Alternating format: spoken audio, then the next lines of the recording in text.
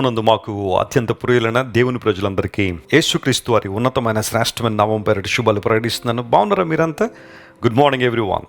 గత రాత్రంతా దేవుడు చక్కని విశ్రాంతిని మనకు అనుగ్రహించి ఈ ఉదయకాల సమయంలో ఆయన స్తుతించు వారంగా, ఆయన గణపరచు వారంగా, ఆయన కీర్తించు వారంగా ప్రభు మనల్ని నిలిపినందుకు మనం మనస్ఫూర్తిగా ఆయనకు స్తోత్రాలు చెల్లించాలి. నూతన నిబంధనలో మనకి ఇవ్వబడిన 2 ఆజ్ఞలు. ఒకటి, నీ దేవుణ్ణి ప్రేమించు. ఎలా అంటే పూర్ణాత్మతోనూ, పూర్ణ మనస్సుతోనూ, పూర్ణ బలముతోనూ దేవుని ప్రేమించాలి. రెండవది, నిన్ను వల్ల నీ పొరుగు వారిని ప్రేమించుమని. ధర్మశాస్త్రం అంతా కూడా ఈ 2 ఆజ్ఞల్లో మిళితమైందని యేసుప్రభువు వారు చెప్పారు. అనగా దేవుని ప్రేమించడంలో మనం ఎప్పుడు కూడా వెనుకంజు వేయకూడదు. దేవుడు మనల్ని ప్రేమించారు కనుక మనం కూడా ఆయన్ని ప్రేమింపబద్ధులమై ఉన్నాం. We ought to love the Lord because Christ has loved us first అని యోహాను పత్రికలో మనం చూస్తున్నాం. ప్రతిరోజు ఉదయాన్నే లేచిన తర్వాత ప్రార్థనతో మన రోజును ప్రారంభించి దేవుని వాక్యాన్ని చదువుకుని ఒక వాగ్దాన సందేశాన్ని మనం ధ్యానం చేస్తున్నాం. మీలో చాలామంది వాగ్దాన సందేశాల ద్వారా దీవెన పొందుతున్నట్టుగా మీరు ఇస్తున్న సాక్ష్యాలను బట్టి నేను చాలా ప్రభువును స్తుతిస్తున్నాను. ఈరోజు వాగ్దానం కోసం పరిశుద్ధ గ్రంథాలు తెరిచి ఇర్మీయా గ్రంథం 20వ అధ్యాయం 11వ వచనాన్ని చదువుకుందాం. The book of జెరమయా chapter 20 and verse 11. అయితే పరాక్రమం గల శూరుని వలె యెహోవా నాకు తోడై ఉన్నాడు. నన్ను హింసించువారు నన్ను గెలవక తొట్టిల్లుదురు. వారు యుక్తిగా జరుపుకొనరు గనుక బహుగా సిగ్గుపడుదురు. వారెన్నడూనూ మరువబడని నిత్యావమానము పొందుదురు. చాలా చక్కని వాగ్దానం ఇక్కడ మనం చూస్తున్నాము. పరాక్రమము గల శూరుని వలె యెహోవా నాకు తోడై ఉన్నాడు గనుక నా శత్రువులు నా మీద విజయం పొందరు. వారు సిగ్గునొందుతారు, వారు నిత్యావమానం పొందుతారని భక్తుడు ఇక్కడ మాట్లాడుతున్నాడు. గమనించిన ప్రియులారా, మన దేవుడు ఎలాంటివాడు? నువ్వు ఆరాధించే దేవుడు ఎలాంటివాడో నీకు తెలుసా? ఆయన ఎంత గొప్పవాడో నీకు తెలుసా? బైబిల్ సెలవిస్తూ ఉంది, ఆయన పరాక్రమము గల శూరుడు అని బైబిల్ సెలవిచ్చింది. పరాక్రమము అన్న చోట ఇంగ్లీష్లో మైట్ అనే పదం వాడారు. దాని హిబ్రూలో గిబోర్ అనే పదం ఉపయోగించబడింది. గిబోర్ అంటే అర్థం ఏంటో తెలుసా? అధిక బలాన్ని కలిగిన వాడు, పరాక్రమము కలిగిన దేవుడని చాలా చక్కని మాట అక్కడ మనం చూస్తాం. ఎగ్జాక్ట్గా ఇదే పదం యెషయా 9:6లో కూడా రాయబడి ఉంటుంది. క్రీస్తు ప్రభువారి లోకానికి రావడానికి 700 సంవత్సరాలకు పూర్వమే యెషయా అనే దైవజనుడు ప్రవచించాడు. ఆశ్చర్యకరుడు, ఆలోచనకర్త, బలవంతుడైన దేవుడు, నిత్యుడుగు తండ్రి, సమాధానకర్తయగు అధిపతిని అతని పేరు పెట్టబడినని. అక్కడ బలవంతుడైన దేవుడని ఉంది కదా, అక్కడే గిబ్బోర్ అనే పదాన్ని మనం చూస్తాం. పరాక్రమం కలిగిన దేవుడు అనే విషయాన్ని మనం గుర్తించాలి. గమనించిన ప్రియులారా, చాలామంది ఈ రోజుల్లో వాదించే వాదన ఏంటంటే యేసు ప్రభు దేవుడు అని బైబిల్లో ఎక్కడుందని. కొంతమంది యేసు ప్రభు దైవత్వాన్ని ఒప్పుకోవట్లేదు. ఆయన కేవలం ఒక ప్రవక్తని, లేదా ఆయన కేవలం కుమారుడు మాత్రమేనని, ఒక దేవదూత యేసు ప్రభువుకి ఈ లోకానికి వచ్చారని రకరకాల సిద్ధాంతాలు ప్రపంచంలో చలామణిలో ఉన్నాయి. బైబిల్ ఆనాడు ఈనాడు నిర్ద్వందంగా సెలవిస్తున్న సత్యం ఏంటంటే యేసు ప్రభు ఆరాధనీయుడు, ఆయన దేవుడు. పౌలు పత్రికల్లో కావచ్చు, పేతురుగారి పత్రికల్లో కావచ్చు, ప్రతి ఒక్క గ్రంథంలో కూడా యేసు ప్రభు దైవత్వాన్ని స్పష్టంగా మనం చూస్తాం. ఆయన బలవంతుడైన దేవుడుగా ఉన్నాడు కాబట్టే పాపాన్ని జయించగలిగే శక్తిని ఆయన మనకి ఇస్తున్నాడు. సాతాను తలను చితకద్రొక్కి సిలువలో మనందరికీ జయ జీవితాన్ని యేసు ప్రభు ప్రసాదించారు. బలవంతుడైన దేవుడు మనలను తన బలంతో నింపడం ద్వారా సమస్తమును ఆయన కోసం జరిగించడానికి కృపనిస్తున్నాడు. పరాక్రమం కలిగిన శూరుడు అనే మాట గమనించాలి. యాకోబు ఒక సందర్భంలో అంటాడు, యాకోబు కొలిచే దేవుడు పరాక్రమం కలిగిన వాడు అనే మాట వాడాడు. యాకోబు జీవితాన్ని పరిశీలన చేస్తే ఎన్నో శ్రమలు, ఇబ్బందులు, అతని జీవితంలో అప్స్ అండ్ డౌన్స్ మనం చూస్తూనే ఉన్నాం. వాటన్నిటిలోంచి ఎవరు విడిపించారు అతన్ని? ఎవరు గమ్యానికి చేర్చారు? 147 సంవత్సరాల యాకోబు జీవిత ప్రస్థానంలో ఎన్నో సందర్భాల్లో దేవుడు యాకోబును బలపరిచి నడిపించాడు. శత్రు సమూహాలు చుట్టుముట్టినప్పుడు భయంకరమైన హింస లేదా భయంకరమైన అవమానం ఎదుర్కోవాల్సిన పరిస్థితుల్లో కూడా యాకోబును దేవుడు తప్పించి బయటికి తీసుకొచ్చాడు. ప్రభునందు ప్రియ సహోదరి మరియు సహోదరుడా, ఈ ఉదయకాల సమయంలో వాగ్దాన సందేశం వింటే నీ జీవితంలో కూడా బలహీనుడు అయిపోయావా? ఏదో ఒక విషయంలో బలహీనతలో కొట్టుమిట్టాడుతున్నావా? ఒకవేళ నీ ఆధ్యాత్మిక జీవితంలో బలహీనత, మానసికంగా బలహీనుడు అయిపోయి ప్రతి చిన్నదానికి భయపడి అధైర్యపడి ఏమైపోద్దో, రేపు నా పరిస్థితి ఏంటో, నా కుటుంబ పరిస్థితి ఏంటో, నా బిడ్డల భవిష్యత్తు ఏంటో అన్న భయం బహుశా నీలో ఉందా?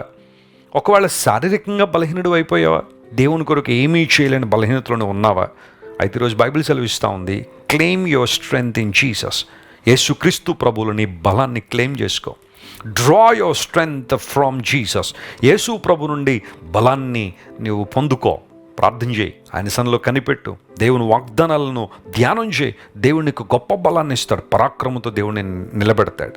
లోకాసు వార్తలో మాట ఉంటుంది, 1వ అధ్యాయం 51వ వచనంలో, దేవుడు పరాక్రమం కలిగిన వాడే గర్విష్ఠులందరినీ చెదరగొట్టాడు అన్నాడు. కొన్నిసార్లు దేవుడు తన పరాక్రమాన్ని ఈ విధానంలో కూడా ఉపయోగిస్తాడు. ఆయన ఏ రకమైన గర్వం నీలో ఉన్నా, అహంభావం నీలో ఉన్నా, ఒకవేళ ఏ విధమైన గర్వ జీవితం, అహంకారం నీలో ఉన్నా చెదరగొట్టడానికి దేవుడు పరాక్రమం కలిగిన వాడే. నెబుకద్నెజరుని తీసుకెళ్ళి 7 సంవత్సరాలు గడ్డి తినిపించాడు ఆయన. కారణం ఏంటో తెలుసా? నెబుకద్నెజరు గర్వించాడు, అహంభావంతో నింపబడ్డాడు. నేను కాబట్టి అన్న మాట ఎప్పుడైతే అతనిలోకి వచ్చిందో 7 సంవత్సరాలు తీసుకెళ్ళి గడ్డి తినిపించాడు దేవుడు నెబుకద్నెజరుని. దేవుని దగ్గర గర్వ జీవితంతో వద్దు, దీనత్వంతో ఉందాం. దేవుడు దీనులు హెచ్చిస్తాడని బైబిల్లో రాయబడింది. ఉన్నత స్థలాల్లో దేవుడు మనల్ని నిలబెడతాడు అని బైబిల్లో రాయబడింది. బలిష్టమైన ఆయన చేతి క్రింద ఎవరైతే దీన మనస్కులుగా ఉంటారో దేవుడు వారిని హెచ్చిస్తాడని పేతురు భక్తుడు తన పత్రికలో రాశాడు. ఆయన బలిష్టమైన చేతి క్రింద మనం ఉందాం. ఆ బాహు ఎలాంటిదంటే, ఆ పరాక్రమం ఎలాంటిదంటే, సముద్రాలను చీల్చిన బాహు, శత్రువులను చెదరగొట్టిన బాహు, ఇశ్రాయేలు ప్రజల్ని కనాను దేశానికి నడిపించిన బాహు. దేవా, నీవు పరాక్రమ గల శూరుని వలె నాకు తోడై ఉన్నావు. ఇది చాలా చాలా ఆలోచించాల్సిన విషయం. దేవుడు పరాక్రమవంతుడే, ఆయన శూరుడే. ఆయన మనకు తోడు లేకపోతే పరిస్థితి ఎలా ఉంటుంది? ఆయన మనకు తోడై ఉన్నాడు. ఇమాన్యుల్ అనే మాటకు దేవుడు మనకు తోడని అర్థం. God with us. ఆయన ఎప్పుడూ మనతో ఉన్నాడు. ఆయన కొన్నిసార్లు మన దౌర్భాగ్య పరిస్థితిని బట్టి మనమైనా దేవుడిని వదిలిపెట్టేస్తున్నామో, కానీ దేవుడు మనల్ని విడిచిపెట్టేవాడు కాదు. ఆయన కాన్స్టెంట్గా దేవుడు మనకు జ్ఞాపకం చేస్తున్న అంశం అదే. నేను నిన్ను విడువను, నిన్ను ఎడబాయను, నీకు తోడై ఉన్నాను. యోసేపుకు దేవుడు తోడై ఉన్నాడు కాబట్టే అద్భుతమైన కార్యాలను యోసేపు జరిగించగలిగాడు. అనేక మందికి దీవెనకరంగా మార్చబడగలిగాడు. అనేక మందికి ఆశీర్వాదకరంగా మార్పు చెందాడు. గోతులో పడవేయబడిన యోసేపు ఆనాడు ప్రపంచానికి దీవెనకరంగా తన ఆలోచనలో శక్తి, బలాన్ని ద్వారా, జ్ఞానం ద్వారా దేవుడు ప్రపంచాన్ని నిలబెట్టాడు. ఈరోజు నిన్ను కూడా దేవుడు అలా నిలబెట్టడానికి ఆయన సామర్థ్యం కలిగినవాడు. కృంగిపోతున్నావా? నా కుటుంబం ఎందుకు పనికిరాందంటున్నావా?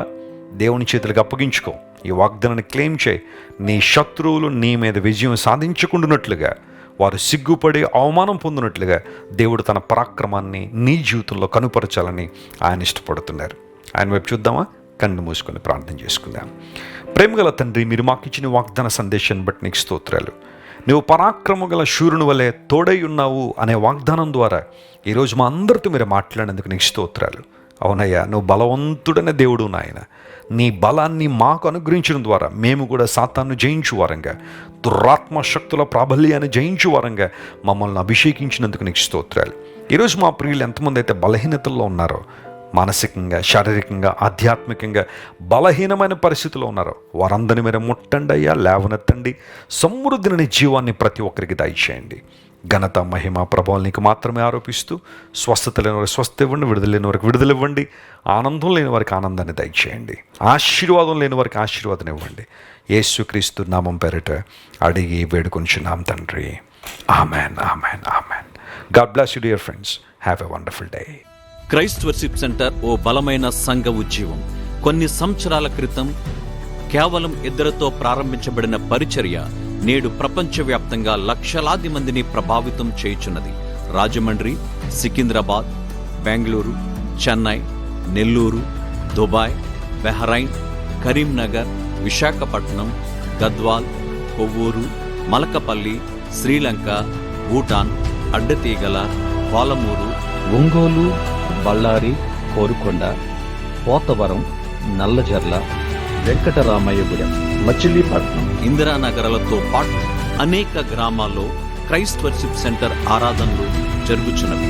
వాక్య సంబంధమైన ఉద్యమంలో, పరిశుద్ధాత్మ సంరక్షణలో కొనసాగాలనుకునే ప్రతి ఒక్కరికి మా ప్రేమపూర్వక ఆహ్వానాన్ని అందిస్తున్నాము. రండి, ఆత్మతో సత్యముతో ప్రభువైన యేసుక్రీస్తును ఆరాధిద్దాం. మీరు ఇంతవరకు విన్న దైవ సందేశం మరియు దేవుని సేవకులు చేసిన ప్రార్థన మీకు ఆశీర్వాదకరముగా ఉన్నదని విశ్వసించుచున్నాము. ఈ సందేశాన్ని మీ స్నేహితులకు, బంధువులకు షేర్ చేయండి. మీకు ఏదైనా ప్రార్థన అవసరత ఉన్నచో మా ఫోన్ నంబర్లకు కాల్ చేయండి. దేవుడు మిమ్మల్ని ప్రేరేపిస్తే విశ్వాసంతో సాగుచున్న ఈ పరిచర్యను ప్రోత్సహించండి. మరిన్ని వర్తమానాలు, పాటలు వినుటకు జాన్ వెస్లీ మినిస్ట్రీస్ అను మా యూట్యూబ్ ఛానల్ను సబ్స్క్రైబ్ చేసుకోండి. ప్రభువైన యేసుక్రీస్తు కృప మీకు తోడైండును గాక.